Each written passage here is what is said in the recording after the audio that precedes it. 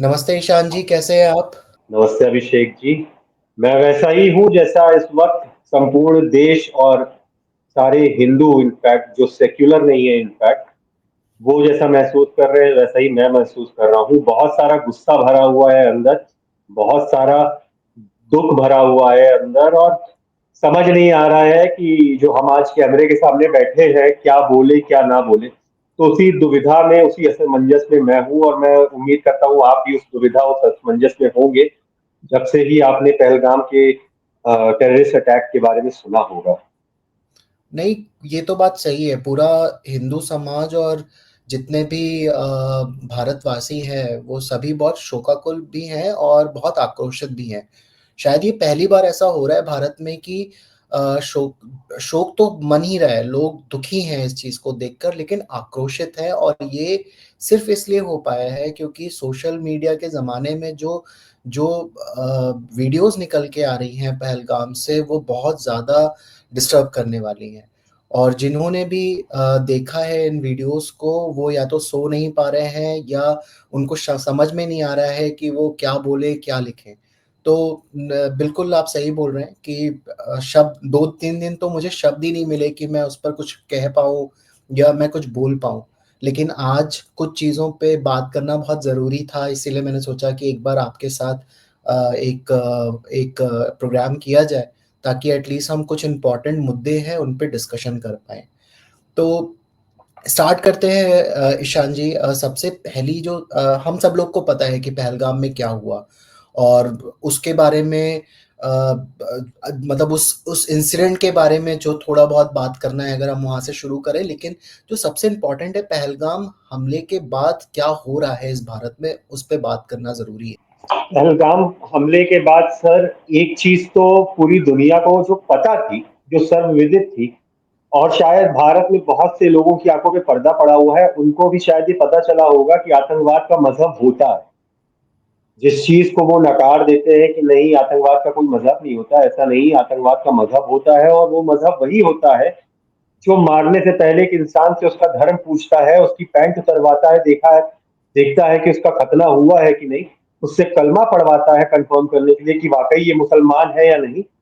और कंफर्म करने के बाद कि अगर ये मुसलमान नहीं है, फिर चाहे वो क्षत्रिय हो, ब्राह्मण हो, कायस्थ हो, दलित हो, जो भी हो, अगर आप हिंदू हो तो आपको गोली मार दी जाएगी।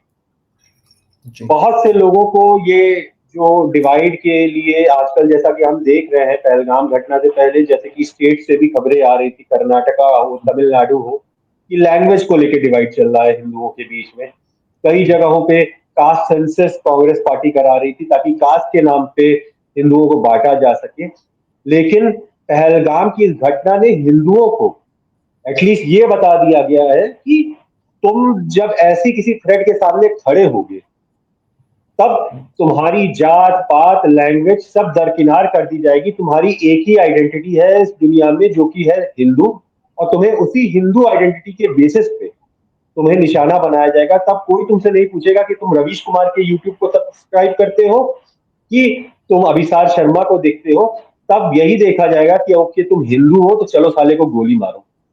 ये हिंदुओं का जानना बहुत जरूरी है, जो हिंदू आज तक नींद में सो रहे हैं, इस गफलत में है कि नहीं भाई भाईचारा है और सारे मुसलमान एक जैसे नहीं होते और आतंकवाद का कोई धर्म नहीं होता। उनकी नींद, उनको नींद से उठाने के लिए झकझोर देने वाला एक कदम था जो आतंकवादियों ने उठाया है। और अगर हिंदू आज भी ना जागे तो मैं फिर कुछ कह नहीं सकता इसके लिए। अगर हिंदू आज भी सोता रहे, उन्हीं कंफर्ट जोन में अपने पड़ा रहे, तो मैं कुछ कह नहीं सकता। और आप जैसा कि सोशल मीडिया पे देख रहे होंगे, कई हिंदू ही जिनके हिंदू सरनेम है, वो आ रहे हैं फिर से वही बातें करने, भाईचारा और ये सारी बातें करने के लिए। मुझे ये देख के बहुत बेचैनी होती है, बहुत ही दुख लगता है कि यार सामने वाला तुम्हें मार रहा है तुम्हारा धर्म पूछ के, और तुम अभी तक उस गफलत में जी रहे हो। मतलब ये तो अंधेपन की हद हो गई। तुम दूसरों को अंधभक्त कहते हो, तुम कितने बड़े अंधे हो। स्वार्थ है, तुम तो अकल स्वार्थ। के अंधे। स्वार्थ है ये स्वार्थ कि सर उन स्वार्थ उन लोगों का होगा जिनका कोई मंशा है, जिनका वोट बैंक है। उनका आम हिंदू का क्या स्वार्थ है? मुझे सरकार से, मुझे पॉलिटिकल पार्टी से, मैंने पहले भी कहा, मुझे कोई उम्मीद नहीं है, मुझे हिंदू समाज से उम्मीद है। हिंदू क्यों ऐसा सोच रहे हैं, हिंदू क्यों अब उस कंफ्यूजन में है? वो सारी कंफ्यूजन मुझे लगता है पहलगाम में जो आतंकवादी हमला हुआ उसके बाद दूर कर दी गई है, कि भाई आतंकवाद का धर्म होता है और वो वही धर्म है जो तुम्हें काफिर मानता है। मैंने मैंने थोड़ा सोचा इसके ऊपर, और मैं आत्मचिंतन करने के बाद मुझे जो दो तीन चीजें समझ में आ रही हैं ईशान जी, वो उसमें जो एक सबसे मुख्य कारण है, वो पहला कारण ये है कि अ, तीन तरह के लोग बोल रहे हैं। अगर मैं इनको पूरे इस पूरे समाज को जो कहना चाह रहे हैं, या जो जो हिंदू समाज का जो आक्रोश है उसको डिफेंड कर रहे हैं कि आतंकवाद का मजहब नहीं होता है, उसमें पहले लोग ऐसे हैं जिनका कोई ना कोई स्वार्थ जुड़ा हुआ है, जो या तो किसी पार्टी को समर्थन देते हैं, या उनको किसी तरह से कोई समर्थन मिलता है किसी अन्य कार्य को करने के लिए, एक वो लोग हैं। दूसरे लोग जो हैं, जो किसी न किसी तरह से समाज विशेष या मुस्लिम समाज के इंटरैक्शन में है, जिनका माइंड वॉश किया गया है कंसिस्टेंटली, और इस तरह के मौकों पर उनको डिफेंड करने के लिए इस तरह के लोगों को उकसाया जाता है कि तुम लिखो या बोलो। तो तीसरा जो है, जो पढ़े लिखे मूर्ख हैं, जो आज के समाज में ऐसे लोग हैं जिनको ना हिस्ट्री का पता है, ना उनको भारतीयता का पता है, ना उनको ज्योग्राफी का कुछ समझ है, ना उनको जियोपॉलिटिक्स समझ में आती है। वो पढ़े लिखे मूर्ख हैं, जो पढ़ाई करके भले किसी भी प्रोफेशन में हो, लेकिन उनको और कुछ नहीं पढ़ना। उनको जब एक सब्जेक्ट समझ में आता है, वो होता है ह्यूमैनिटी। वो भी वो सिर्फ एक एंगल से पढ़ते हैं, वो ह्यूमैनिटी, बायस्ड ह्यूमैनिटी पढ़ते हैं। वो फुल ह्यूमैनिटी का सब्जेक्ट भी अगर ढंग से पढ़ लें या समझ लें, तो शायद जो आज वो कर रहे हैं वो ना करें। एक होता है क्रिटिकल थिंकिंग। क्रिटिकल थिंकिंग जब आप करते हैं, तब आप चीजों को कोरिलेट करते हैं। आप सिर्फ बायस्ड होके सिर्फ एक तरफा चीजों को नहीं पढ़ते, आप दूसरी तरफ की भी चीजें पढ़ते हैं। तो ये तीन कैटेगरी में इनको डिवाइड किया जा सकता है, और यही हो रहा है, और ऐसे ही हिंदू बोल रहे हैं।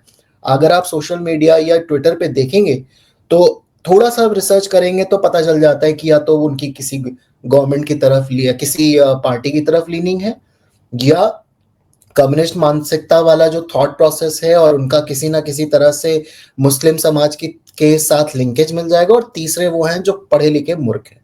ये मेरा खुद का एनालिसिस है, मेरा आत्मचिंतन किया हुआ है, और मैं इसको डेली बेसिस पे इसके कंफर्मेशंस को मुझे मिलते रहते हैं सोशल मीडिया पे। आपको क्या लगता है? मुझे लगता है सर कि ये एक बहुत ही सोची समझी साजिश है, एक बहुत he tried and tested formula है। जैसा कि आपने देखा होगा कुछ समय पहले जब इसराइल पे हमला किया था हमास ने, तो एक तरफ हमास हमला कर रहा है, इसराइल से लोगों को होस्टेज बना के, सिविलियंस को हम्म। होस्टेज हम्म। बना के ले जा रहा है। लेकिन हम्म। जैसे ही इसराइल अटैक करता है, तो हम्म। खबर चलने लगती है इंटरनेशनल मीडिया हाउसेस में, और बहुत ही इन्फ्लुएंशियल लोग आ जाते हैं ट्विटर पे, और वो ये दिखाते हैं कि गाजा में हमास की गलती की वजह से जो शिकार बने वो फिलिस्तीन के मासूम बच्चे बने। फिलिस्तीन के मासूम बच्चों की फोटो सामने आने लगती है। हाँ, हाँ, वही बिल्कुल। चीज भारत में अभी की जा रही है। पहले धर्म पूछ के हमले किए गए, उसके बाद ये बताया जा रहा है कि देखिए कश्मीरियों ने तो कुछ नहीं किया है, क्योंकि कश्मीरियों को तो उनका बिजनेस लॉस होगा, वो भी कैंडल मार्च निकाल रहे हैं, ये सारी चीजें हो रही है। हर मुसलमान एक जैसा नहीं होता, ये सारी बातें, मतलब ये बेसिकली ये बताना कि टेररिज्म, वो लोग अलग हैं, हम लोग अलग हैं, ये हम्म। एक डिस्टिंग्विश कर देते हैं कि अटैकर्स जो है उनसे अपने आप को अलग हटाने का, in general as a community अपने आप को अलग डिस्टेंस करने का ये लोग प्रयास करते हैं, और ये हर जगह करते हैं। जबकि हम्म। बिना कम्युनिटी सपोर्ट के इतने हम्म। ऑर्गेनाइज्ड क्राइम्स हो ही नहीं सकते। अगर ओसामा बिन लादेन को कम्युनिटी बैकअप नहीं मिला होता, तो क्या उसकी औकात थी कि वो 2 प्लेन लेके वर्ल्ड ट्रेड सेंटर पे चढ़ जाए? नहीं बिल्कुल थी। नहीं मुझे थी। नहीं लगता कि काबुल के किसी गुफा में बैठे हुए इंसान की औकात होगी। तो ये कम्युनिटी सपोर्ट की वजह से ही हो पाता है, और ये कम्युनिटी सपोर्ट इनकी बहुत बड़ी ताकत है। हम्म। और एक स्ट्रैटेजी के तरह जो आज आप देख रहे हैं कि जो डिफेंड कर रहे हैं लोग, ये पूरा एक प्लान है, ये पूरी एक स्ट्रैटेजी। एक एग्जांपल मैं आपको देना चाहता हूँ। एक पत्रकार है आरफा खानम शेरवानी, हम्म। हम्म। उन्होंने 22 तारीख को ये अटैक हुआ, सीधे 24 तारीख को एक पोस्ट डाली जिसमें उन्होंने स्क्रीनशॉट डाला कि देखिए मुझे कैसे कमेंट आ रहे हैं। कमेंट क्या आ रहे थे उनको कि भाई तूने पुलवामा पे क्यों नहीं बोला। हम्म। तो आप सोचिए कि पुलवामा में उस महिला के मुंह से एक शब्द नहीं निकला जो अपने आप को आजाद निर्भीक पत्रकार बुलाती है, और 2 दिन बाद वो विक्टिम कार्ड लेके खेलने चली आई इंस्टाग्राम पे। तो ये हमारे देश का ये जो एक नेक्सस हमारे देश में ऑपरेट कर रहा है, सॉफ्ट जिहाद जिसको हमें कहना चाहिए, जिहाद का एक रूप हमने पहलगांव में देखा और जिहाद का एक रूप आपको सोशल मीडिया पे मिलेगा। ये जो सॉफ्ट जिहाद चल रहा है, सॉफ्ट ब्रेन वॉशिंग जो हिंदुओं की हो चुकी है और की जा रही है, तो ये एक बहुत ही ऑर्गेनाइज तरीके से सारी चीजें हुई हैं। और इसमें हमेशा ऐसे जब भी इंसिडेंट होते हैं तो हमें पता है परपिट्रेटर कौन है और पूरी दुनिया को पता है परपिट्रेटर कौन है, किसने इनिशिएट किया, कौन स्टार्ट करता है। ठीक, यही लोग सबसे पहले प्ले कार्ड लेके खड़े होते हैं और जब इनके ऊपर गोली चलती है तो ये विक्टिम कार्ड लेके खड़े हो जाते हैं। और ये हम्म। मुझे लगता है कि इनकी आज की या ये मॉडर्न डे स्ट्रैटेजी नहीं, ये शायद सदियों से चली आ रही है। पुराने जंगों में सर हिंदू इसीलिए हारते थे क्योंकि जब वो मुसलमानों से लड़ाई करते थे तो ये गाय गाय मतलब हमारे गाय को आगे कर देंगे या ब्राह्मणों को किसी को बांध के आगे कर दिया, और हिंदू रुक जाता था कि अरे यार गाय आ गई, अब मैं कैसे तीर चलाऊंगा या तलवार चलाऊंगा, और उसका बहाना करके पीछे से ये लोग, पीठ पीछे ये लोग मारते थे, लोगों का शिकार करते थे, लोगों की हत्याएं करते थे। वही चीज आज भी हो रही है, बस गाय की जगह इन्होंने अपनी बीवियों और बच्चों को आगे कर दिया है कि पहले ये हमला करते हैं उसके बाद अपने बच्चों को आगे कर देते हैं कि देखिए हमारे बच्चों के साथ अत्याचार हो रहा है, इन्होंने तो कुछ नहीं किया, ये तो मासूम है। तो ये नहीं, एक नहीं, स्ट्रैटेजी है जो, हाँ। अग्री कर रहा हूँ मैं। और सिर्फ अरफा खानम सिरवानी नहीं है, आई थिंक ये जो इकोसिस्टम है, ये बहुत बड़ा इकोसिस्टम है। आरजे साहिमा की बात कर लें, अगर आरजे साहिमा ही, आप सोचिए कैसे कवर फायर देते हैं। जब ये पहलगाम का इंसिडेंट हुआ उस टाइम पे उन्होंने, उनका उनका ट्वीट ही यहाँ से शुरू होता है कि terrorism has no no religion, आतंकवाद का कोई मजहब नहीं होता। और 2 साल के पहले का लोगों ने ट्वीट देखना शुरू किया, उनका 2 साल पुराना एक ट्वीट था जहां पे वो भगवा आतंकवाद की बातें कर रही थी, वो हिंदू समाज के को भगवा आतंकवाद से टैग कर रही थी। तो ये ऑफेंसिव डिफेंसिव तरीके से जो ये कवर फायर देते हैं इस सारे इंसिडेंट में जो टेररिज्म हुआ है, यही तो कारण है कि आज हिंदू समाज आक्रोशित है। यही कारण है कि हिंदू समाज इनको हर फ्रंट पे इनको इनको चैलेंज कर रहा है, इनके खिलाफ लिखना शुरू किया है। कितनी बार देखा है आपने ईशान जी कि लोगों ने कुरान की आयतों को कोट करना शुरू किया? कितनी बार देखा? ये पहली बार शायद हो रहा है आजाद भारत में कि लोगों ने अवेयरनेस फैलाना शुरू करी है कि एक्चुअली कुरान में एग्जैक्टली क्या लिखा हुआ है। लोग 5.32 वर्स का जो है कोटेशन दे रहे, 5.2 वर्स दिखाना शुरू कर रहे थे। लोगों ने दूसरे वर्सेस दिखाना शुरू किए कि काफिर का मतलब क्या होता है। लोगों ने ये क्यों करा?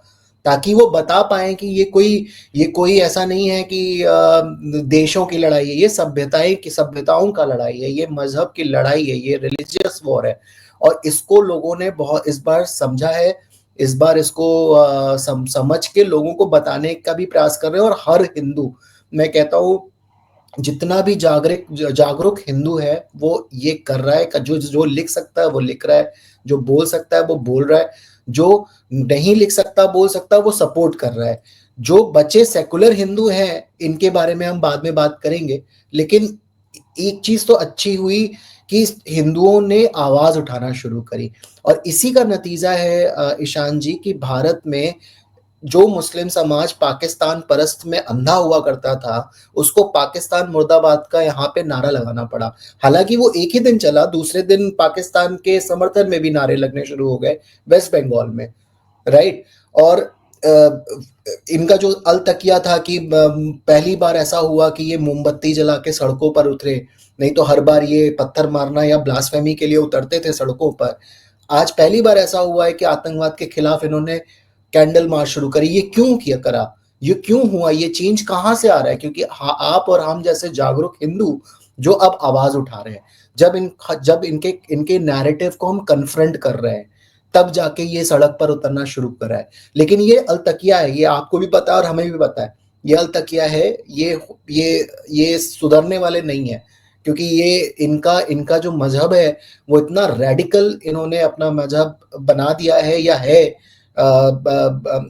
लेकिन उसकी वजह से क्या होता है कि आप और हम जो हम भारत में रह रहे हैं, हमें ये तक सुनना पड़ रहा है कि हिंदू समाज जो है रेडिकल है, बीजेपी आईटी सेल के लोग हैं, आरएसएस के लोग हैं, बजरंग दल के लोग हैं, ये सब सुनना पड़ रहा है। लेकिन कोई बात नहीं, जिस तरह से मैं अब जो भी व्यूअर्स हमारे इस वीडियो को देखेंगे उनसे मेरा रिक्वेस्ट है कि आप लिखो, लिखो, बोलो, समर्थन करो, लेकिन इनको कन्फ्रंट करना बहुत जरूरी है और ये समय आ चुका है।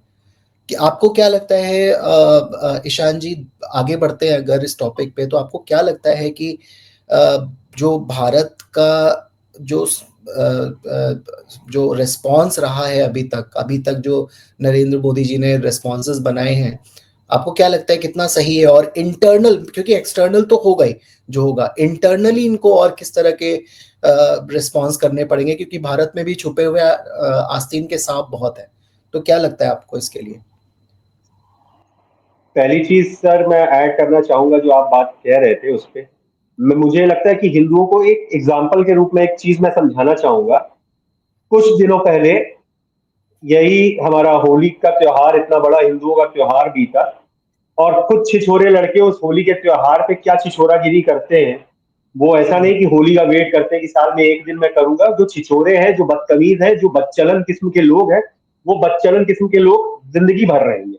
तो ऐसे लोग होली पे जो हरकतें करते हैं उनकी वजह से पूरे हिंदू त्योहार होली को कह दिया जाता है नेशनल टीवी पे, वो भी एक नेशनल लेवल की डायरेक्टर प्रोड्यूसर फराह खान जैसी बोल देती है क्लियरली कि छपरियों का फेवरेट त्योहार है होली। जर्नलाइज कर दिया होली को, हिंदू त्योहार को। और कोई आउटरीच नहीं होता। थोड़ा बहुत जो सोशल मीडिया पे आउटरीच देखने को मिलता है वो मिलता है। ऐसा नहीं हो जाता कि शो बंद हो जाता है या फराह खान को अपॉलजी मांगनी पड़ती है, ऐसा कुछ नहीं होता। वहीं सोचिए कि लोगों के ऊपर गोलियां चला दी जाती है, धर्म पूछ के मार दिया जाता है, 27 लोगों की हत्या कर दी जाती है उनके घर वालों के सामने, और फिर कहा जाता है कि आतंकवाद का कोई धर्म नहीं होता। तो हिंदुओं को इतना मेंटली टफ बनना पड़ेगा कि अपने धर्म को डिफेंड कर सको, चाहे कुछ भी हो। सही बात है। इस्लाम में लोगों को ये सिखाया जाता है और ये इनकी ट्रेनिंग होती है। सभी जितने मुसलमान हैं वो सब एक किताब पढ़ते हैं। तो इस गलत फहमी में बिल्कुल मत रहो कि यार आतंकवादी ने कुछ गलत पढ़ लिया, उसने कुछ गलत पढ़ लिया। नहीं, वो सारी चीजें उसी किताब में लिखी हुई है। उसने थोड़ा वो हार्ड पाथ पे चला गया और दूसरा आदमी जो तुम्हारे मोहल्ले में बैठा वो सॉफ्ट पाथ में है। वो थोड़ी मोड़ी चीजें करेगा, तुम्हारे त्योहारों पे तुम्हें विश नहीं करेगा, तुम्हारे दिया हुआ प्रसाद कभी नहीं खाएगा, तुम्हारे मंदिर की तरफ पलट के देखेगा भी नहीं। ये वो सॉफ्ट जिहाद अपना करता रहेगा और दूसरा आदमी बंदूक उठाए हुआ है। लेकिन दोनों आदमी जब धर्म की बात आएगी तो अपने धर्म को डिफेंड करने के लिए लगेंगे, लड़ेंगे उसके लिए। वहीं हिंदुओं की बात करें तो हिंदू सबसे पहले मैंने देखा कि सोशल मीडिया पे कमेंट सेक्शन में लोग जब ये छेड़खानी के और वृंदावन के वीडियो आने लगे कि वहां पे किसी महिला के साथ ये हो गया, ऐसा हो गया, कुछ हो गया, लोगों ने जब इन्फ्लुएंसर्स ने वीडियो बनाए वैसे, तो कई लोग नीचे कमेंट सेक्शन में कह रहे थे फरा मैम वॉज राइट, फरा मैम वॉज राइट।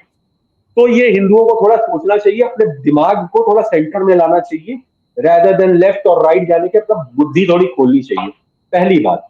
दूसरी बात जो आपने पूछी कि सरकार को अब क्या करना चाहिए, तो मुझे लगता है कि सरकार को अब कोई शर्म लिहाज छोड़ के, जैसे चाइना डील करता है टेररिज्म के साथ, जैसे रशिया डील करता है टेररिज्म के साथ, जैसे इजराइल डील करता है टेररिज्म के साथ, वैसे डील करना चाहिए। लोगों को अपनी वफादारी इस देश के प्रति प्रूव करने की जरूरत है। सही हम बात है। कागज नहीं दिखाएंगे जैसी बकचोदियां आप चलेंगी नहीं इस देश में। सही है। आपको कागज दिखाना पड़ेगा, आपको अपनी देशभक्ति साबित करनी पड़ेगी। बिल्कुल। और देशभक्ति अब ये चीज क्लियर हो जाना चाहिए भारत में कि जब भी भारत के ऊपर इस तरह का कोई भी हमला होगा तो उस समय अगर भारत में जो लोग भारत का सपोर्ट में खड़े होंगे वो देश प्रेम देश प्रेमी वाले लोग हैं, और जो इसके खिलाफ खड़े होंगे वो देशद्रोही लोग हैं। और इन देशद्रोहियों को उसी समय उठाओ, जेल में डालो, बंद करो, काट डालो, मार डालो, उससे मतलब नहीं है, लेकिन इनको भारत में या तो जेल के अंदर ठूसो, क्योंकि ये साले इतने हरामी लोग हैं कि ये नीचता जो आज चल रही है सोशल मीडिया पे कि मतलब मुझे शर्म आ गई यार, ऐसे इनके पोस्ट देख के। लोग कह रहे हैं कि कोई चुनाव आने वाला है इसके लिए ये हुआ होगा। आप सोच सकते हो नीचता की ये हद हो चुकी है। लोग ये लिख रहे हैं कि पिछली बार जब पुलवामा अटैक हुआ था उसकी वजह से, उसमें उस समय भी चुनाव था, उसकी वजह 2019 में हुआ था शायद पुलवामा अटैक, वो उससे कंपैरिजन कर रहे हैं। कुछ लोग ये कह रहे हैं कि अच्छा ठीक है ये हो गया, लेकिन हिंदू क्यों बोल रहा है? हिंदू क्यों ना बोले भाई? आप हिंदू अपना आक्रोश भी व्यक्त नहीं कर सकता है? ये लोग हिंदुओं को रेडिकल बता रहे हैं, हिंदुओं को आतंक। आप बिलीव नहीं करोगे, आज ट्विटर पे 5-5 साल, 3-3 साल, 2-2 साल पुरानी कटिंग्स, पेपर कटिंग्स निकाली जा रही हैं और उसको पोस्ट किया जा रहा है डेट छुपा के। ये किस तरह की मानसिकता है?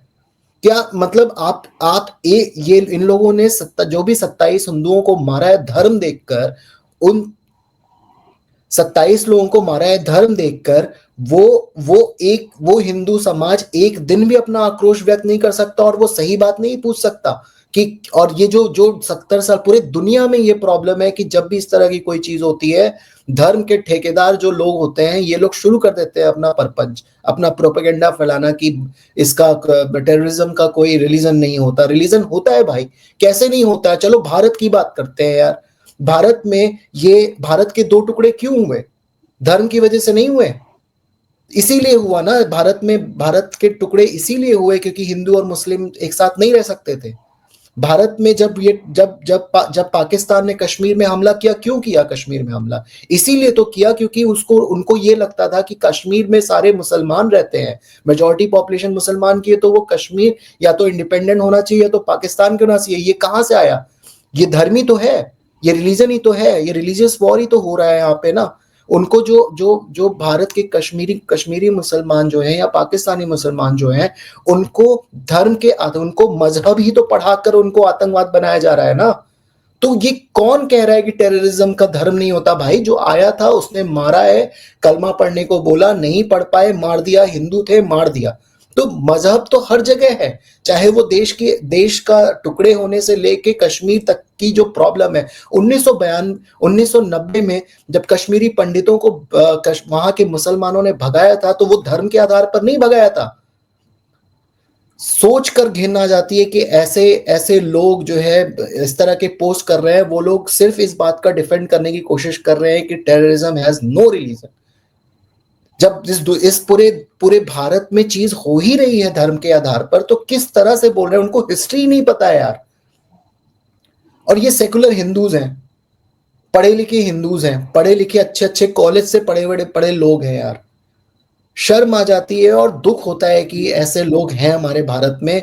और जब कभी अगर भारत पे कोई विपत्ति आई एक्चुअल में, तो ये क्या करने वाले हैं भारत के अंदर? ऐसे लोगों को मैं भारत सरकार से ये आग्रह करता हूं कि ऐसे लोगों को आइडेंटिफाई करिए और इनको कन्फ्रंट करिए, इनके साथ बैठिए कि इनकी दिक्कत क्या है। ये मेरा आग्रह है। सॉरी मैं थोड़ा भावुक हो गया, लेकिन बोलना बहुत जरूरी था मुझे। मैं बहुत आक्रोशित हूँ अभी इस समय इन इन सारी चीजों को देखकर। जी जी नहीं, शालिनी। मैं आपकी बात समझ सकता हूँ। मैं आपकी बात समझ सकता हूँ और आपकी मनोस्थिति को भी बहुत अच्छे से समझ सकता हूँ, क्योंकि शायद इसी मनोस्थिति से हर एक हिंदू जो अपने देश के बारे में जरा सा भी फिक्र करता है, जो अपने हिंदू भाइयों के लिए जरा सा भी सोचता है, उसको लगेगा कि यार हमारा क्या एग्जिस्टेंस है। अगर हम भारत जैसे देश में अगर ये दिन आ गया कि हमें अपनी सिक्योरिटी के लिए कलमा पढ़ना पड़ रहा है, तो ये बहुत बड़ी बात है। दूसरी चीज जो सर आपने एक ये बात कही कि इन लोगों का क्या होना चाहिए, मैं आपको एक एग्जांपल दे रहा हूँ। मैं कई ट्विटर अकाउंट्स को देख रहा था, कई लोग मेरे कमेंट सेक्शन पे भी आके बोल रहे थे कि फलाना एक इंसिडेंट हुआ, या जैसे तबरेज आलम का एक इंसिडेंट हुआ कि चोरी कर रहा था, चोरी करते हुए पकड़ा गया और उसके बाद उससे जय श्री राम बोलने को कहा गया, उसी में मारा पीटी में वो मर गया, जिसको ये लोग मॉब लिंचिंग कहते हैं, वैसी चीजें हो। तो अब ये कह रहे हैं कि भाई उस टाइम भी तो धर्म का नाम लेके मारा गया था, तो क्यों? लेकिन ये फंडामेंटल डिफरेंस भूल जाते हैं कि जो आदमी को इन्होंने पकड़ा था वो किसी क्राइम में इन्वॉल्व था, चाहे तबरेज आलम हो वो चोरी कर रहा था, चाहे कोई और आदमी हो जो गौ तस्करी कर रहा था, जिसको गौ रक्षकों ने तब पकड़ा, तब उससे जो है धार्मिक स्लोगन बुलवाए गए उसकी आइडेंटिटी कंफर्म करने के लिए कि क्या तुम हिंदू हो, अगर हिंदू हो तो ऐसा क्यों कर रहे हो, और अगर मुसलमान हो तब तो तुम्हें बिल्कुल ये नहीं करना चाहिए क्योंकि तुम दूसरे की धार्मिक भावनाओं को आहत कर रहे हो। हम्म। तब इसीलिए उसकी मतलब रिलीजियस आइडेंटिटी कंफर्म करने के लिए उनसे स्लोगन बुलवाए गए। और आप आए दिन ऐसे वीडियो बहुत से देख सकते हैं जिसमें कई ऐसे मुसलमान आपको मिलेंगे जो बाबाओं का वेश धर के या कुछ ऐसा वेश धर के भीख मांग रहे होते हैं, ये वो कर रहे होते हैं। तो ऐसे लोगों को आइडेंटिफाई करने के लिए वो किया गया। लेकिन अब उस घटना को, गौ रक्षकों वाली घटना को आप सीधे सीधे एक AK-47 लिए हुए आतंकवादी से कंपेयर कर रहे हो। और चलो एक घटना से कंपेयर कर दो, कौन सा अमेरिका में तुम्हें पकड़ के बोला जा रहा था कि बोलो हालेलुया, तब भी आपने हम्म। अमेरिका पे हमला किया। कौन सा पेरिस में आपको पकड़ के कुछ बोलने को कहा गया, आपने पेरिस में हमला किया। फ्रांस में आपने हमला किया, हर जगह आपने हमला किया और इसी स्टाइल में हमला किया कि किसी आदमी के पास बंदूक है, उसने फायरिंग ओपन कर दी, लोग हताहत हो गए, कुछ लोग गोली से मारे गए, कुछ लोग घबरा के मारे गए, कुछ लोग दबे कुछ ले गए, लोग अपनी जान बचाने के लिए भागेंगे। तो ऐसी घटनाएं दुनिया भर में हुई है और करने वाला हमेशा एक कौम से रहा है। और उस कौम ने कभी भी इस चीज को एक्सेप्ट नहीं किया है कि हमारे यहाँ फ्रिंज एलिमेंट हैं, we recognise and we are sorry about that. No, बस दूसरों से माफी मंगवाना और अपना आके विक्टिम कार्ड खोल के खड़े हो जाना कि हम तो खुद सताए हुए हैं। नहीं भाई साहब, आप सताए हुए नहीं है, आप सता रहे हैं। और सताने वाले जो आपकी कौम के हैं आप उन्हें रोक तक नहीं सकते, और आप दूसरों से जवाब मांग रहे हैं, घंटा नहीं बुजदिल देंगे है, जवाब आपको। बुजदिल है यार, बुजदिल है ये लोग इनको समझ में, इनको लगता है कि किसी को समझ नहीं आएगा। ये कौम इतनी बुजदिल कौम है कि फतवा के डर से ये किसी को बोलते नहीं है। हम जब भी हम बात करते हैं मुसलमानों की, तो हम बोलते हैं कि हम सारे मुसलमान की बात नहीं कर रहे हैं, लेकिन डेफिनेटली ऐसे कुछ मुसलमान होंगे जो बिल्कुल देशभक्त होंगे, जो बिल्कुल बहुत शांति प्रिय होंगे।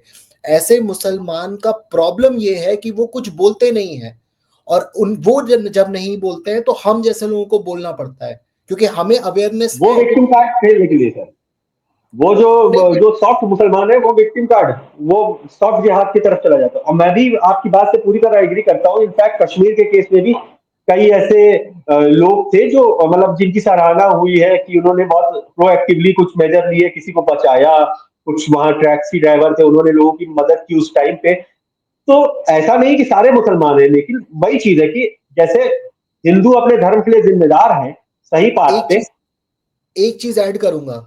अगर कुछ लोग हम्म, थे जो बचा रहे थे, तो कुछ लोग ये भी थे ना जो टेररिस्ट को जो है आने में मदद कर रहे हाँ, थे, खिला रहे थे। पोनी वाला भी तो बिना था वहां लोकल पे। हेल्प के तो हो नहीं पाएगा। हाँ, बिना लोकल हेल्प के तो हो नहीं पाएगा। तो आप एक तरफ तो ये साइड अपना दिखा रहे हो, इसको प्रोपोगेट कर रहे हो कि देखिए मुसलमान कितना अच्छा, सब बात है, बहुत अच्छी बात है। मेरे भी बहुत अच्छे अच्छे मुसलमान दोस्त हैं जो इस घटना की बहुत मतलब वो भी आहत हुए इस चीज से, क्योंकि ट्यूरिस्ट कोई भी हो सकता है, ठीक है, किसी के साथ भी ये घटना हो सकती है, तो वो आहत हुए इस चीज से। लेकिन इस चीज को पॉइंट आउट करके कहना कि ब्रो जो तुम कुरान के नाम पे कर रहे हो वो गलत है, ये कभी नहीं कह सकते। हिंदू नहीं एक खड़ा कर। होकर बोल देगा कि ये भगवा आतंकवादी है, ये हिंदुत्व वाला आतंकवाद है, ये वो बोल देगा और उसको कोई रिपरकशंस नहीं होंगे। लेकिन वही चीज मुसलमानों में देखने को नहीं मिलती, वो क्लियर कट बोले कि ये इस्लामिक जिहाद है, इसको मत करो, इससे तुम्हारी वजह से मेरा नाम खराब होता है। जिस दिन देश का मुसलमान इतना मतलब बहुत ही स्ट्रॉन्ग वर्ड्स में इसको कहना शुरू कर दिया कि ब्रो वी आर डिफरेंट, तुम तुम जिस कुरान को फॉलो करते हो मैं उस कुरान को नहीं फॉलो करता, हमारी तुम्हारी कुरान अलग है और तुम्हारा इस्लाम से कोई लेना देना नहीं है, ठीक है, तुम इस्लाम का नाम बर्बाद कर रहे हो। तुम्हारी वजह से जो आम मुसलमान है, जो धंधा पानी करता है, जो नॉर्मल अपनी जिंदगी जीता है, उसको सबसे ज्यादा डिसएडवांटेज हो रही है। तब जाके ये चीजें सुधरना शुरू होगी। अभी क्या है कि मुस्लिम कौम में अंदर तो कोई डिस्कशन ही नहीं है, अंदर तो वही मतलब फरमान जारी हो जाता है कि देखिए अब हिंदू मुसलमानों को टारगेट किया जाएगा तो अब आप विक्टिम कार्ड अपना निकाल लीजिए। आपको भी ऐसे सोशल मीडिया पे कुछ जानने वाले भी मुसलमान मिले होंगे जो विक्टिम कार्ड खेल रहे होंगे आए दिन आजकल के दिनों में। बहुत सारे, सभी लोग। वही चीज है। सोचिए ये मतलब ये तो ऐसी कोई चीज है नहीं कि कहाँ से इनको ट्रेनिंग मिल रही है। ये सारी ट्रेनिंग यही मस्जिदों से आ रही है। वहीं ये बताया जा रहा है कि भाई वही किताब है, सेम किताब वो आतंकवादी भी पढ़ रहा है, सेम किताब ये भी पढ़ रहा है, तो फंडामेंटल तो किताब के वही है। कॉन्सेप्ट ऑफ इस्लाम तो वही रहेंगे ना। हम्म। न्यूटन के लॉ आप चाहे इरोडोव से पढ़ ले या एससी वर्मा से पढ़ ले, न्यूटन के 3 लॉ तो न्यूटन के 3 लॉ ही रहेंगे। तो किताब तो वही लिखी गई है, सिद्धांत जो इस्लाम के हैं वो सारे वर्जन ऑफ कुरान में वही है। ये भी पढ़ रहे हैं, वो भी पढ़ रहे हैं। ये थोड़े सॉफ्ट है, ये विक्टिम कार्ड खेल लेते हैं।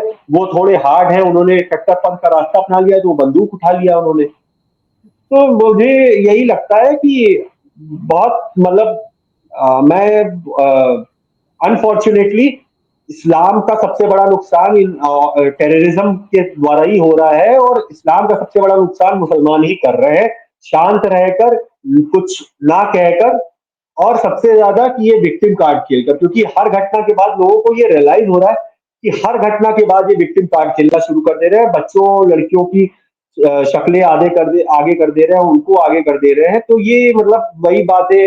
मतलब मैंने एक मूवी में डायलॉग सुना था, शायद पुकार मूवी थी, उसमें बोलता है अनिल कपूर कि तुम बुर्खा पहन के तो लड़ाई करते हो। तो वो बात मुझे लगता है कि आज अप्लाई होती है इनके ऊपर कि ये बुर्खा पहन के ही लड़ाई कर रहे हैं। सही बात है। नहीं, देखिए, दो तीन चीजें हैं जो इनको बहुत क्लियर हो जाना चाहिए यार। अब हम ये माथापच्ची करने ही वाले नहीं है कि भाई terrorism has religion. Okay okay, ठीक है, टेररिस्ट वहां से कश्मीरी था, पाकिस्तानी था, हम वो करने ही वाले नहीं है। साफ सीधी बात है, भारत में शांति आनी चाहिए। और इस शांति को जो भी खराब करेगा, भारत की संप्रभुता और अखंडता पे जो भी वार करेगा, आई रिपीट, जो भी करेगा, वो किसी भी कम्युनिटी का हो, अगर एक हिंदू, वो भी अगर भारत के संप्रभुता और अखंडता के ऊपर वार करेगा, सनातन धर्म के ऊपर वार करेगा, तो वो बंदा भी अब सुरक्षित नहीं है। सुरक्षित छोड़िए, वो बंदा भी, उसको भी हम क्रिटिसाइज करेंगे, क्योंकि मैं बोल सकता हूं, मैं लिख सकता हूं, तो मैं उससे करूंगा। जो लोग सड़क पर उतर सकते हैं वो सड़क पर उतरेंगे, जो लोग राजनीति कर सकते हैं वो राजनीति करेंगे, जो लोग जैसा जो जिसका जो सामर्थ होगा वो वैसा करेगा। लेकिन अब ये दिन आ चुका है कि जब इनको जवाब देना पड़ेगा हर चीज के लिए, क्योंकि अब बहुत हो गया। आज आपको बिलीव नहीं होगा, आप और हम ये बात कर रहे हैं कि भारतीय मुसलमान ऐसा क्यों कर रहा है, क्यों उनका डुअल कैरेक्टर है, क्यों उनका दोहरा चरित्र है। जब मोदी जी ने जब ये अनाउंसमेंट किया कि जितने भी पाकिस्तानी लोग हैं, जिनको वीजा दिया गया, वो भारत छोड़ के जाएं 48 घंटे में, वाघा बॉर्डर पे ऐसे ऐसे लोग, इतने लोग निकल के आ रहे हैं, और कैसी कैसी स्टोरीज निकल के आ रही हैं कि लड़की की शादी हुई है पाकिस्तान में, उसने डिलीवरी करने इंडिया आना था, इंडिया में उसने 2 बच्चे पाल लिए, 2 बच्चे अब बड़े हो रहे हैं और यहाँ पे अब वो रहेंगे, क्योंकि ये हमारा संविधान अलाउ करता है ऐसे लोगों को। और वो 18 साल 20 साल तक यहाँ पे बड़े होंगे इंडिया में, तो वो क्या करेंगे? वो भारत को गाली ही देंगे ना, वो मोदी को गाली देंगे, वो सनातन को गाली ही देंगे। वो क्या करेंगे? उनको भारत से थोड़ी ना प्यार है यार। वो पाकिस्तान में उसका बाप बैठा हुआ है और उसकी माँ पाकिस्तान इंडिया में बैठी हुई है, सारे रिसोर्सेज इंडिया के यूटिलाइज हो रहे हैं, और वो यहाँ पे बड़ा हो रहा है। तो उसका उसका उसका वो कभी भी भारत के पाकिस्तान के खिलाफ बोलेगा? वो पाकिस्तान का सिंपैथाइजर नहीं होगा। पाकिस्तान को जो हम लोग डेली गाली देते हैं, वो जो जिसकी जिसकी फैमिली पाकिस्तान में आधी है, जिसकी फैमिली इंडिया में आधी है, वो क्या करेगा? आप उससे किस तरह सर की? जब जी। इस तरह की सोच है कि हम पाकिस्तान जैसे देश जो हमारे ऊपर हमारे साथ जिसकी 3 जंगें हो चुकी हैं और प्रॉक्सी वॉर तो चला ही करती है, उसके साथ जो अपने रिश्ते जोड़ना चाहे, जो शादी ब्याह के संबंध रखना चाहे, जिनकी ऐसी सोच है, तो मुझे लगता है कि वो क्या ही करेगा। जो आप बात कह रहे हैं कि वो आप किस तरह की लॉयल्टी उनसे एक्सपेक्ट कर सकते हैं। सही बात है, बिल्कुल। यार, अभी अभी अगर कोई बोलना, अभी देखो सुप्रीम कोर्ट कैसे आता है अभी। सुप्रीम कोर्ट को ना जियो पॉलिटिक्स का पता होता है, सुप्रीम कोर्ट को ना ग्राउंड रियलिटी पता होती है, अपने कोर्ट ऐसे हैं। अभी देखो क्या होता है। अभी आ जाएंगे वो लोग, ह्यूमन राइट्स के लोग आ जाएंगे कि अरे यार इनकी तो आधी फैमिली यहाँ है, इनका ससुराल इधर है, मायका उधर है, मायका इधर है, ससुराल इधर है, बच्चे इधर हैं, बच्चे बीमार है, शुरू हो जाएगा अभी नौटंकी पूरे भारत में। आपको मैं एक बात बताता हूँ, मैं मीडिया मतलब ये तो थोड़ा आउट ऑफ टॉपिक हो जाएगा, मीडिया की अपने देश की हालत बताता हूँ। हमारे देश में एक लड़की की के सुहाग को उजाड़ दिया जाता है उसकी आंखों के सामने शादी के 2-3 दिन बाद, और हमारे मीडिया को उस लड़की से ज्यादा चिंता है सीमा हैदर की। हाँ याद है एक मुझे, पाकिस्तानी बहुत महिला अच्छे। जो आई थी, जी। वो मीडिया में न्यूज चला रहे कि सीमा हैदर का क्या होगा। अरे भाड़ में जाए सीमा हैदर, हम्म। जो अपने पति की सगी नहीं हुई, जो अपने देश की सगी नहीं हुई, वो तुम अपने देश में रखे हुए हो, किसी मोहल्ले गली मोहल्ले में रखे हो उसको 4 बच्चों के साथ, और तुम ये एक्सपेक्ट उसको सोशल मीडिया सेलिब्रिटी बना के रखे हुए हो तुम, और तुम ये एक्सपेक्ट करते हो कि वो तुम्हारे देश के लिए प्रति वफादार रहेगी। ऐसे ही लोग हैं। फवाद खान इनको मूवी में चाहिए, इनको और पाकिस्तानी आर्टिस्ट के बिना इनकी मूवीज नहीं कंप्लीट हो रही है। यार इतना दरिया दिली मत रखो, इतना दरिया दिली मत रखो कि उस दरिया में आके कोई भी अपना कूड़ा डाल जाए। ये हिंदुओं को इस देश के तंत्र को समझने की जरूरत है। जिन चीजों को हम बहुत सॉफ्टली ले लेते हैं, जिन चीजों को लेकर हम बहुत कैजुअल है। सोचिए जब सीमा हैदर आई थी तभी मुझे लगा था कि यार ये पाकिस्तान से औरत आ जा रही है इंडिया में बच्चों सहित, ये कितना बड़ा सिक्योरिटी लैप्स है।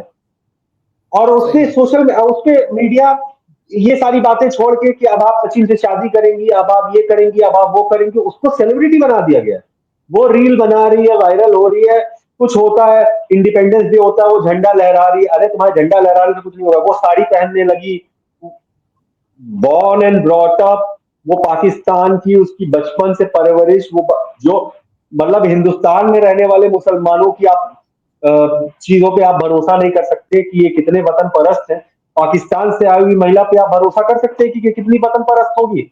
और वतन परस्त होगी तो अपने वतन के लिए होगी कि भारत के लिए होगी। पबजी सही खेलते बात। खेलते 4 बच्चों ये चली आई, और तुम उसको सोशल मीडिया सेलिब्रिटी बना रहे हो। उस टाइम पे जब तुम्हारे यहाँ एक लड़की को बेवा कर दिया इन मुसलमानों ने, तो मुझे बहुत खराब लगा। मुझे अपनी मीडिया की हालत देख के लगा, और मुझे लगता है कि मीडिया जो है उसको थोड़ा सा रिस्पॉन्सिबली हिंदू के लिए करना चाहिए। इस देश में हिंदुओं को जागरूक बनाने के लिए, हिंदुओं को सशक्त करने के लिए कुछ करना चाहिए। लेकिन मुझे ये दिख रहा है कि ये टीआरपी के चक्कर में ही बैठे हुए हैं मीडिया वाले। टीआरपी। आलम ये है कि आज ब्रॉडकास्ट मिनिस्ट्री को एक ऑर्डर हम्म। निकालना पड़ा कि भाई तुम हाँ कि जो आप मत। रियल टाइम बेसिस पे कश्मीर में जो हो रहा है उसके ऊपर आप लाइव टेलीकास्ट मत करिए, आप ब्रॉडकास्ट मत करिए। ये हालत है हमारी मीडिया को, इनफैक्ट मैं आज सेंसिटिविटी देख रहा था। बात ही नहीं पता है उनको। हम्म, इंडिया टुडे का सर मैं आज देख रहा था, एक बंदा बैठा हुआ है डल लेक में, बता रहा है कि यहाँ तो सारा चीजें नॉर्मल है, सब चीजें। भाई तेरे लिए नॉर्मल होगी, जिनके घर वाले चले गए उनके लिए नॉर्मल नहीं है। ना सिक्योरिटी सिचुएशन नॉर्मल है, ना कुछ नॉर्मल है। और वो जो लोग जिनके घर वाले गए वो सरकार से भी सवाल पूछ रहे हैं। ऐसा नहीं है कि सिर्फ मुसलमान से सवाल पूछ रहे हैं, वो सरकार से भी सवाल पूछ रहे हैं, क्योंकि इसमें बहुत बड़ा सिक्योरिटी फेलियर है। ये नहीं एक नहीं, बहुत बड़ा बिल्कुल सिक्योरिटी लैप्स है। क्योंकि जो लोग जाते हैं बिल्कुल। आज के टाइम पे, मैं सर आपको बोल दूं, अगर मुझे बोले कोई कि यार जम्मू जाओगे घूमने, जम्मू तो मैं चला जाऊंगा। कश्मीर जाओगे घूमने, तो कश्मीर जाने से पहले हो सकता है आज से 10 साल पहले मैं 20 बार सोचता, आज मैं शायद 10 बार सोचता हूँ। और 10 बार इसलिए सोच पाता हूँ, या पहले ये पहलगाम अटैक से के पहले 22 अप्रैल से पहले तक मैं शायद एक बार भी नहीं सोचता, क्योंकि मुझे भरोसा था कि नरेंद्र मोदी जी ने जो धारा 370 हटाई है, उसके बाद मैं खुद देख रहा हूँ कि कश्मीर में बदलाव आया है, रेडिकलिज्म खत्म हुआ है, लाल चौक पे हमारा तिरंगा लहरा रहा है। तो मोदी के भरोसे बहुतेरे लोग, इतने हिंदू अगर कश्मीर जा रहे हैं घूमने के लिए, तो ये दिखाता है कि मोदी पे हिंदुओं ने कितना भरोसा किया है। और जब ऐसा इंसिडेंट हो जाता है तो मोदी जी से मैं ये उम्मीद करता हूं, मैं मतलब छोटा मुंह बड़ी बात हो जाएगी, लेकिन मोदी जी से उम्मीद करता हूं कि आप पॉलिटिकल रैलीज ना करें। मुझे पता है कि आप बहुत सीरियस हैं इस अप्रोच पे, और मुझे पूरा यकीन है अपने भारत की क्षमता पे, अपने देश के प्रधानमंत्री पे, होम मिनिस्टर पे, रक्षा मंत्री पे, और सबसे ज्यादा अपने देश की सिक्योरिटी देखने वालों पे, हमारे फौजियों, हमारे अफसरों पे, कि वो मुंह तोड़ जवाब देंगे, मुंह नोच जवाब देंगे पाकिस्तान को। लेकिन मैं देश के प्रधानमंत्री से एक छोटी सी उम्मीद जरूर करता हूं कि आप अगले दिन ये चुनावी रैली मत करो। वहां पे बोलने का कोई फायदा नहीं है, आप कुछ मत बोलो। आप पाकिस्तान को खत्म कर दो, निस्तो नाबूद कर दो, आपको एक शब्द नहीं बोलना पड़ेगा मोदी जी, आपको एक चुनावी रैली नहीं करनी पड़ेगी, आप 525 की 525 सीट लाके देंगे हिंदू आपको, आप बस पाकिस्तान को खत्म कर दो। खत्म करो इस साले को। ये पाकिस्तान जब तक रहेगा तब तक ना कोई सुधरने वाला नहीं है यार। पाकिस्तान जैसी समस्या यार का सिर्फ गाजा जैसा इलाज हो सकता है कि इनको गाजा ही बना दो, ये भीख मांगते ही रह जाए गाजा बस। होने दो, अभी पाकिस्तान रोना शुरू हो गया है भारतीय मुसलमानों का। आपको भाई पता है सर, साहब हाँ, मैं कह रहा हूँ यूके भारतीय में, मुसलमानों का रोना शुरू हो चुका है अभी, कि पानी क्यों बंद कर रहे हैं वहां पे, मासूम लोग जो हैं मर जाएंगे, मासूम लोगों को दिक्कत आएगी, वो यही मासूम है चीज उनका विक्टिम क्या कार्ड। करेंगे, मासूम लोग क्या करेंगे, शुरू हो चुका है। और मैंने इसीलिए अभी कुछ दिन पहले, कल ही मैंने पोस्ट डाला था कि जिस दिन गाजा वाला हालत करना शुरू करेगा इंडिया, तो हमारे भारतीय मुसलमान शुरू हो जाएंगे रोना। और उस दिन मैं वेट कर रहा हूँ, उस दिन मैं वेट करो, एक एक इंसान का पोस्ट मैं अपने स्क्रीनशॉट लूंगा और उसकी कहीं पे लाइब्रेरी बनाऊंगा, क्योंकि ये जो मुसलमान है, ये है आस्तीन के सांप, ये है जो भारत भारत प्रेम नहीं है इनको, इनको सनातन छोड़िए, भारत प्रेम कई भी ऐसे नहीं है। सांप कई ऐसे सांप सर आपके आसपास की आस्तीन से भी निकलेंगे, आपको पता है ना ये बात। पता है, मुझे पता है, बहुत अच्छे से पता है। और लोग, जब से ये हुआ है, जब से हमने लिखना और बोलना शुरू किया है, लोगों ने भी रिवर्ट करना शुरू किया, और डेली बेसिस पे मैसेज आना शुरू हुआ है, धमकियां शुरू हो चुकी हैं। और और कुछ लोग तो फॉलो करना छोड़ दिया है, कुछ लोग जा रहे हैं, और मुझे फर्क नहीं हाँ। पड़ता, मुझे नहीं फर्क पड़ता। और मुझे लगता है हम जैसे जो स्टॉन्च हिंदू हैं, उनको कोई घंटा फर्क पड़ता है, जो एकदम देश हम्म। प्रेम में ओत प्रोत है ना भाई, उनको कोई फर्क नहीं पड़ता। तुम्हें छोड़ के जाना है कि अच्छा है जाए, ऐसे सांप चाहिए ही नहीं। कुछ कहना चाह रहे हो आप? हाँ सर, एक बात मैं यूके का देख रहा था, यूके की एम्बेसी का एक वीडियो आया था जहां पे शायद आपने भी देखा होगा, हाँ हाँ हाँ पाकिस्तानी साले फोटो लगाए किसकी, अभिनंदन की, और लिख रहे हैं हाउस द टी। तो मैं थोड़ा पाकिस्तानियों को जवाब देना चाहता था इस चीज पे कि यार फोटो तो हमारे पास भी बहुत है, तीन तीन जंगों की है, एक फोटो तो बड़ी आइकॉनिक है बांग्लादेश में जब तुमने समर्पण किया था, लेकिन हम कभी ये चुच्चागिरी वाली हरकत नहीं करते कि हमारे देश में कोई फौजी, अगर किसी दूसरे देश का भी अगर फौजी जो जंग के लिए भी आया है अगर कैप्चर हो जाए, तो हम उसका मजाक बनाए या उसकी किसी चीज को मीम बना दे, नहीं। हमारे यहाँ भी बहुत से तुम्हारे फौजी आते हैं और हम बड़े ही इंसानियत के तरह बिहेव करते हैं, खाना पीना करते हैं, लेकिन कभी वीडियो नहीं बनाते दिखाने के लिए कि हाँ हाउस डर्टी और ये वो। और अगर तुम्हें वीडियो दिखाना है ना अपनी मेहमान नवाजी का, पाकिस्तानियों, तो अगर मर्द के बच्चे हो, अगर अपने सगे बाप की औलाद हो, तो दिखाओ सौरभ कालिया की फोटो, जिस लेफ्टिनेंट की तुमने आंखें नोच दी थी, तुमने नाखून नोच दिए थे, दिखाओ पूरी दुनिया को कि तुम प्रिजनर ऑफ वॉर के साथ कैसे बिहेव करते हो। अभिनंदन की फोटो दिखा के तुम चाय की बात मत करो, हम्म, तुम सौरभ कालिया की फोटो दिखाओ और उन तमाम सैनिकों की फोटो दिखाओ जिनके साथ तुम बर्बरता करते हो। ये हम हिंदू हैं, ये हम हिंदुस्तानी हैं, जो तुम्हारे यहां अगर सैनिक भी मारा जाता है ना, तो या तो तुम्हें लाश वापस करते हो, और जब तुम मानने से इनकार कर देते हो कि ये हमारे देश का नागरिक था, तो उसका प्रॉपरली अंतिम संस्कार करते हैं, उसको दफन कराते प्रॉपर इस्लामिक रिचुअल्स के साथ। ये हमारी इंसानियत है, ये हमारी महानता है। वरना तुम जैसे लोगों को ना, जो चाय पी लो हाउ वक्त की, तुम्हें सालों गौमूत्र पिला के भेजूंगा। इन लोगों ने जो अरे तमाशा बना के रखा है, ये बुजदिल लोग इनका हैं यार, बताऊं। बुजदिल हैं। फट्टू एक नंबर के हैं यार। अभी अभी जैसे ही ये इंडस वाटर ट्रीटी कैंसिल हुई है, वहां बौखला गए हैं साले, बौखला गए हैं। उनका ये रियली कहना है कि इनकी औकात नहीं है। ये फट्टू है ये यार, ये चीज बुजदिल है कौम है, कहीं। बुजदिल कौम है जो पाकिस्तान में बैठी है, और बुजदिल कौम है जो इंडिया में भी बैठी हुई है। इनके जो सिंपैथाइजर है ना, वही ये बुर्का पहन के सब। लाई थे सर। एक अभी जब ये सारा इंसिडेंट हुआ तो उसके बाद मैं सरफरोश देख रहा था, एक मूवी है सरफरोश, आपने भी देखी होगी, बढ़िया मूवी है। तो उसमें एक बात कहता है इंस्पेक्टर सलीम अच्छा होता है, उसमें दिखाया गया है, ये बात उसने दिखाई है कि सलीम को अपनी वफादारी प्रूव करनी पड़ती है। हम्म, इसीलिए नहीं कि सलीम कोई खराब आदमी है, इसलिए क्योंकि सुल्तान है, हाजी है, और वो जो अपने ये जो बने हैं नसीरुद्दीन शाह, ऐसे लोग हैं इस देश में जिनकी वजह हाँ। से सलीम जैसे लोग परेशान होते हैं।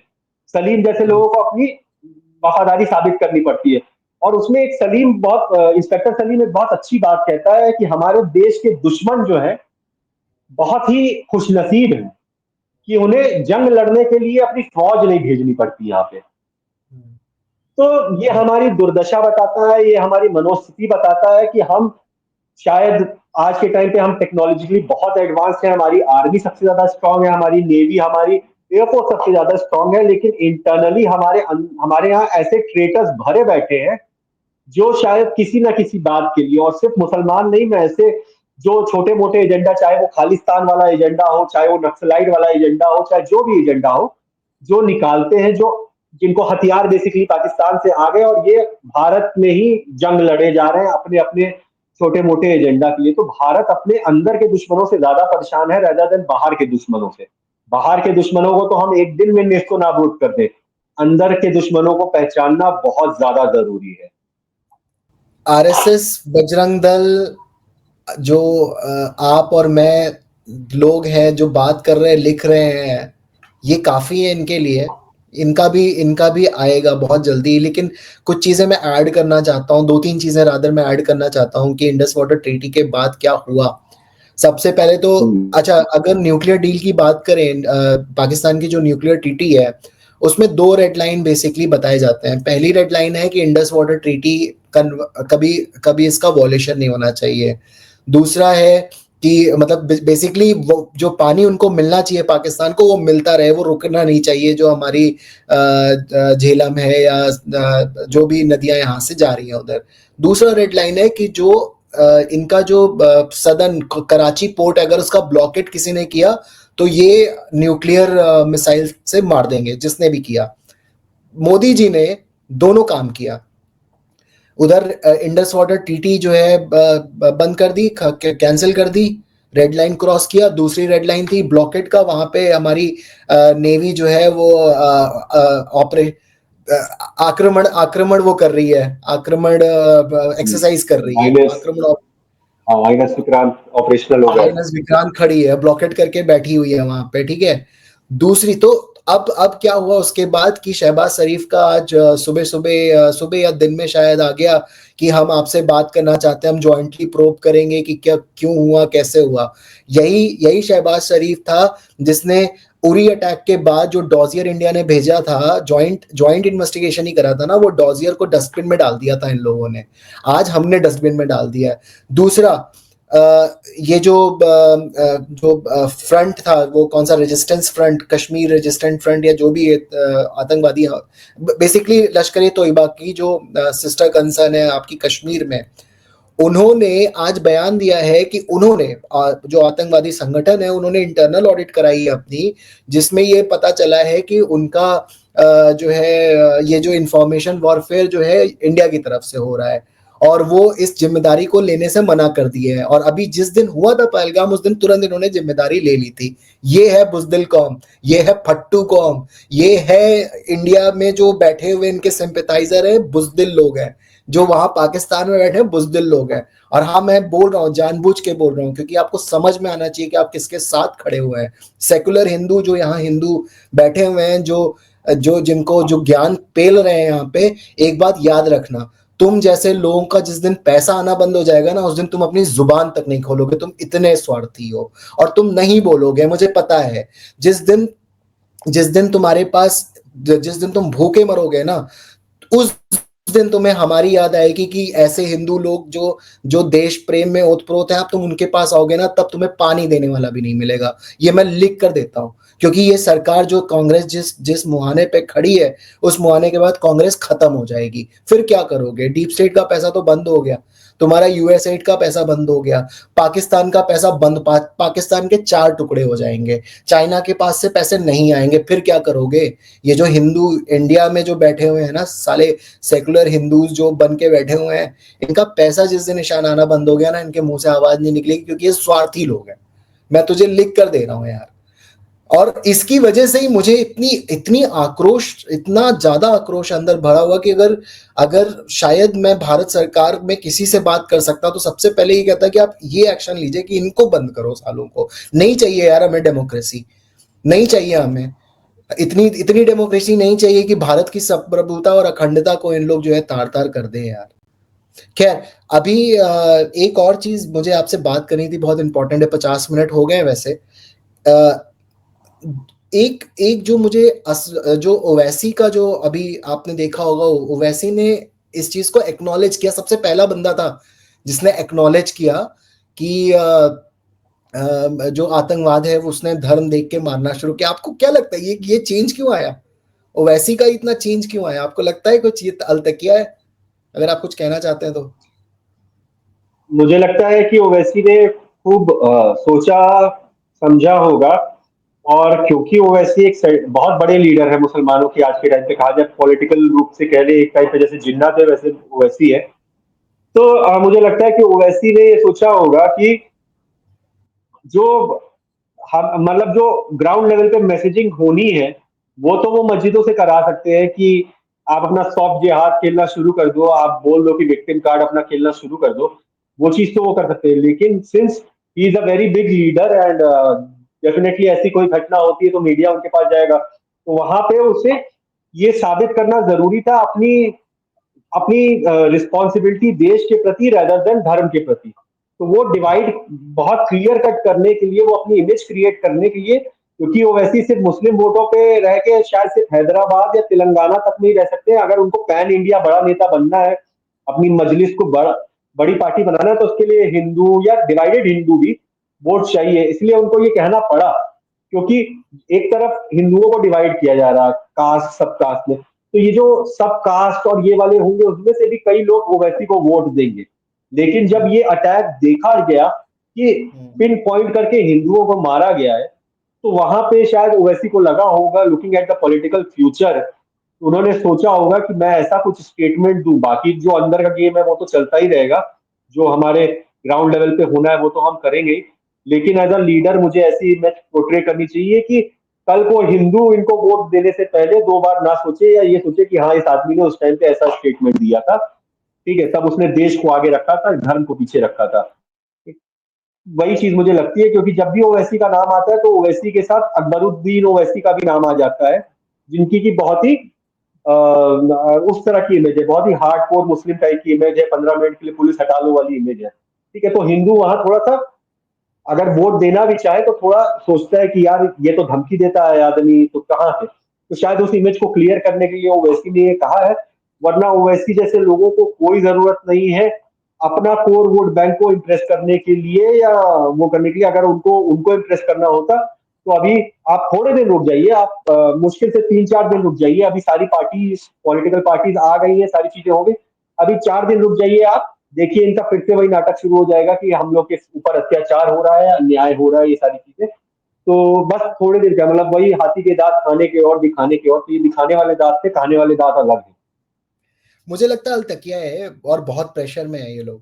इन लोगों ये लोग ना बेनकाब हो चुके हैं। इनका जो दोहरा चरित्र है, जो पूरे अपोजिशन का तो दोहरा चरित्र है, मुस्लिम अपीजमेंट है, ये बेनकाब हो गए हैं यार। नंगे हो गए हैं इन इस लोगों को बार जो आपने देखा स्टॉन्च होगा हिंदू हैं। हाँ। इस बार आपने देखा होगा कि मतलब जैसे मुझे जहां तक मेरी जानकारी में आया तो रॉबर्ट वाड्रा जो है, जो राहुल गांधी के जीजा है और कांग्रेस के पता नहीं क्या है, नहीं सॉरी हाँ, जो राहुल गांधी के जीजा है और कांग्रेस की लाइबिलिटी है, तो उन्होंने एक स्टेटमेंट दिया कि हिंदुओं का इसमें कुछ है, और ये जो बात कही जा रही है कि हिंदुओं को चुन चुन के मारा गया है वो गलत है। और उसके अलावा मुझे लग रहा है दिग्विजय सिंह से ये थोड़ा सीख रहे होंगे, लेकिन और किसी कांग्रेस लीडर का मुझे ऐसा स्टेटमेंट सुनने को नहीं मिला। तो थोड़ा सा बैकफुट में तो अपोजिशन आ चुकी है कि यार हम थोड़ा मतलब हमें संभल के खेलना पड़ेगा, हम ये नहीं कह सकते कि आतंकवाद का धर्म नहीं होगा, क्योंकि यहाँ तो पिन पॉइंट करके बहुत वर्बल, बहुत ही वोकल, बहुत ही सामने चीजें हैं। और मैंने पता आपका है एक पोस्ट भी देखा था जिसमें दिक्कत क्या है? इन लोग को क्या लगा, जो कांग्रेस है या पूरा अपोजिशन है, या जो जो मुस्लिम मुस्लिम समाज के लोग हैं उनको लगा ये आरएसएस के लोग बोल रहे हैं, ये बजरंग दल के लोग बोल रहे हैं। इनको इनको सोशल पहले तो इन्होंने स्टार्ट ही यहीं से करा, इन्होंने बोलना शुरू किया बीजेपी आईटी सेल के लोग हैं, फिर बोला आरएसएस के लोग हैं, फिर बजरंग दल, फिर उनको समझ में आया कि भाई पूरा भारतवर्ष जो आक्रोशित हिंदू है सब कोई बोल रहा है, तब ये बैकफुट पे आना शुरू किया। तब जो हमारे प्रिय मुसलमान लोग हैं उन लोगों ने फिर एक कैंपेन भी चलाना शुरू किया कि peaceful religion, we condemn this terrorism activity, but फिर लेकिन कैप्शन भी रखा उसमें कि टेररिज्म हैज नो रिलीजन। ये सिर्फ ये दूसरे दिन से शुरू हुआ कि जब इन्हें लगा कि यार अब तो हम बदनाम हो जाएंगे, बेनकाब हो जाएंगे, और भारतवासी खोल कुरान तक पहुंच चुके हैं कि ये है आयतें भाई, तुम फालतू की आयतें मत बताओ, हमारे जो जो तुमने आयतें अपने अपने लिए लिख रखी हैं वो काफिरों के ऊपर अप्लाई जो नहीं होती रेडिकलाइज करने की होती है वो बताओ ना, अंदर की बात हाँ बताओ, बाहर की बात नहीं। हाँ। तो ये जो इस बार हुआ है ये मुझे लगता है कि पहलगाम बहुत दुखद था, लेकिन इस पहलगाम के बाद जो हिंदू जागा है, वो जो बोलना शुरू किया है, जो आक्रोशित हिंदू है, वो जो जब उन्होंने कहना शुरू किया, बोलना शुरू किया, लिखना शुरू किया, तो बैकफुट पे चली गई अपोजिशन, बैकफुट पे चले गए ऐसे लोग जो भारत भारत विरोधी हैं, लेकिन उन वो ऊपर से उनका जो दोहरा चरित्र है उनको बैकफुट पे जाना पड़ गया। ऐसे मुसलमानों को बैकफुट उनको लिखना पड़ गया जो वो नहीं लिखते।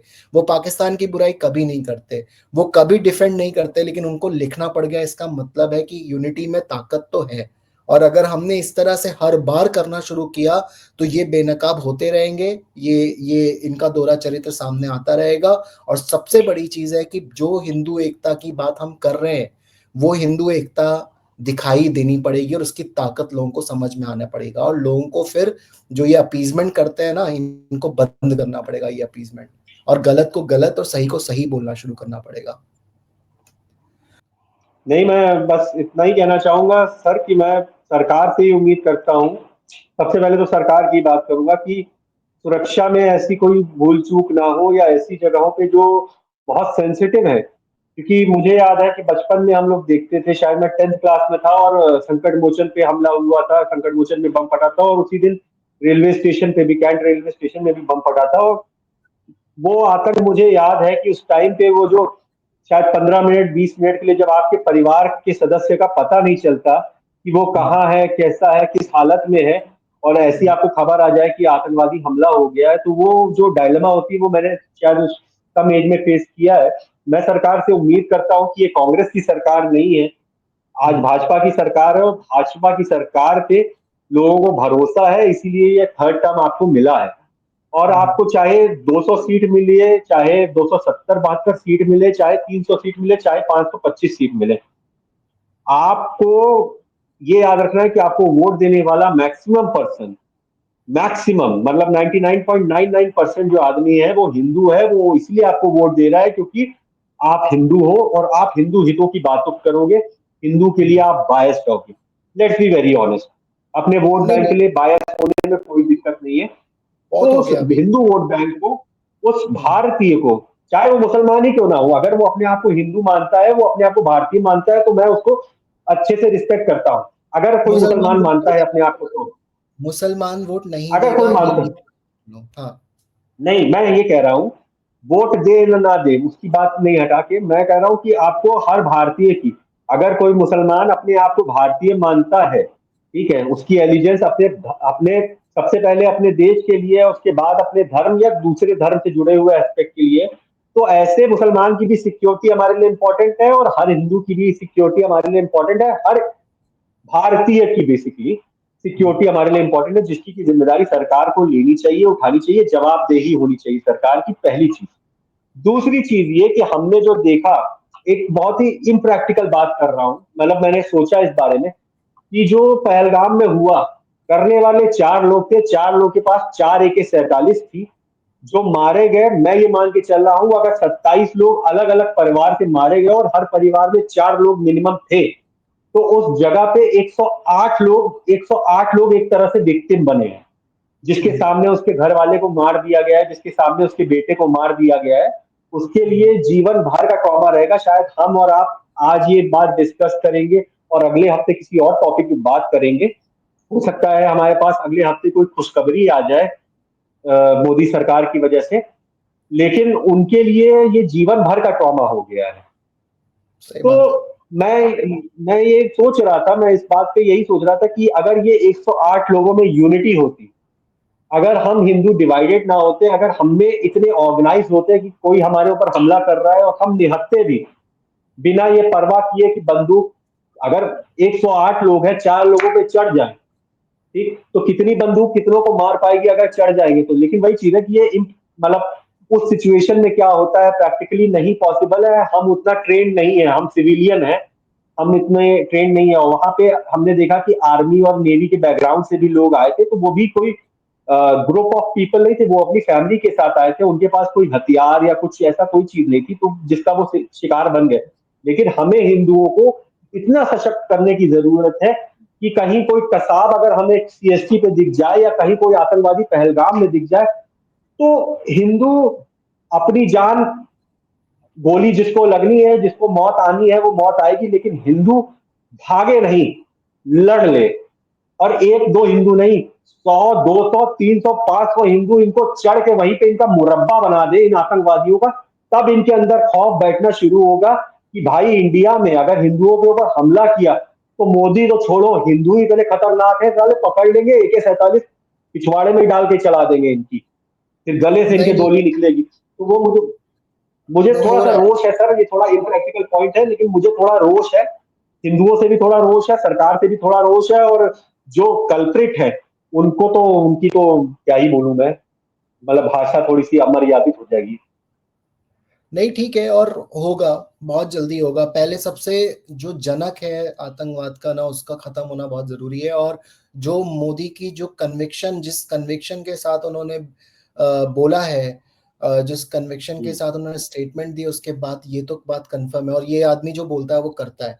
और इस बार हाँ, पाकिस्तान, यही चीज है, इस बार मुझे पाकिस्तान जब वही चीज खत्म है मैं। होगा, पाकिस्तान हाँ, जब खत्म होगा हाँ तो सर बोलिए। उसकी वजह से इंडिया में जो बैठे हुए, जो ये आस्तीन के सांप हैं, जो दोगले लोग बैठे हुए हैं, या जो जो गद्दार बैठे हुए हैं ना, उनकी भी कमर टूट जाएगी। और फिर शायद आपको समझ में आएगा कि कैसे ये जो लोग यहाँ पे बैठकर भारत की और हिंदू सनातन की और फालतू की चीजें करते हैं, वो लोग फिर दोबारा उठ नहीं पाएंगे। बहुत जल्दी होने वाला है, मुझे लगता है ये दोनों फ्रंट पे होगा, इंटरनल और एक्सटर्नल दोनों होगा। और गवर्नमेंट क्लियर उम्मीद है अभी। करता हूँ उम्मीद करता हूँ कि अगली बार जब हम मिलेंगे, बात करेंगे, तो हमारे पास एक खुशखबरी होगी डिस्कस करने के लिए। और जी। बहुत ज्यादा उम्मीद है, बहुत ज्यादा मैं इंतजार कर रहा हूँ इस पल का, कि मतलब समझ रहे हैं ना सर, मतलब कितना गुस्सा भरा हुआ है। कुछ नहीं नहीं लोग तो, अभी भी कहते हैं कि भाई जंगों से कोई वो नहीं होता, तो ये जाके उसको बोलो कि जिसने जंग स्टार्ट की है।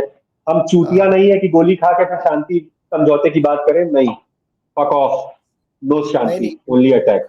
बिल्कुल। और हम नहीं, अफगानिस्तान उधर रेडी है, बलूचिस्तान रेडी है, हाँ, इंडिया भी रेडी है। तो ऐसा नहीं कि इस बार पाकिस्तान बचने वाला है, इस बार क्लियर है। और जो भारत में बैठे, जिनके रिश्तेदार पाकिस्तान में बैठे हैं ना, याद कर लेना, या तो चले जाओ पाकिस्तान, नहीं तो तुम्हारे जो बैठे हुए वहां जो परिवार के लोग हैं वो ना खत्म होने वाले हैं, बता रहा हूं मैं आपको। और एक चीज और याद रखना तुम लोग, या तो तुम यहाँ पे भारत में सिर्फ एक ही शर्त पे रह सकते हो कि जिस दिन तुम अपने भारत को उम्मा के ऊपर रखोगे, और नहीं रखोगे तो याद रखना कि तुम्हें तुम्हें यहीं पे मार के गाड़ दिया जाएगा। ये भी मैं आपको लिख कर दे रहा हूँ, क्योंकि अब नहीं बर्दाश्त होगा।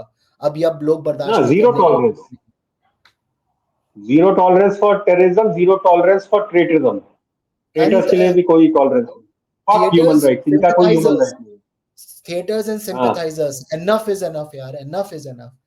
चलो ईशान जी, अभी तो हम इस टॉपिक पे बात करेंगे तो घंटों बीत जाएंगे।